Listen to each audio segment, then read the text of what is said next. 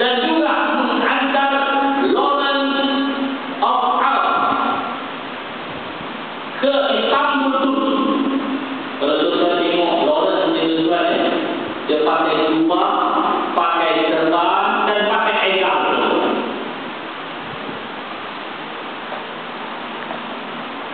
Lawrence al-Arab ini tuan masuk ke Turki dan belajar Islam di Turki dan sejarah itu tidak kurang daripada 2 tahun.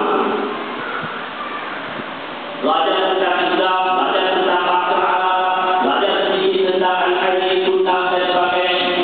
Dan mereka ini menjadi nak masuk ke dalam dunia Islam, maka mereka perlu ada background.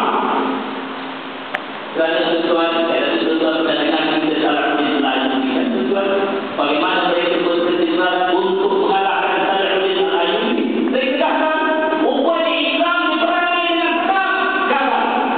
Kerana mereka memerangi orang yang mau mati di dalam tersebut. Orang-orang kafir tak mau mati tuan. Jadi orang yang tidak mahu mati memerangi orang yang mau mati sampai bila dia nak menang tuan. Sampai bila pun dia tak akan menang tuan. Disebut juga sebagai Aladin. Orang Mesti panggil Aladin. Kita panggil Salahuddin.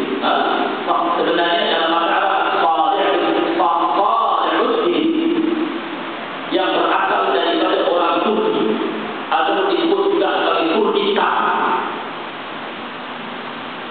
Sudah tidak ada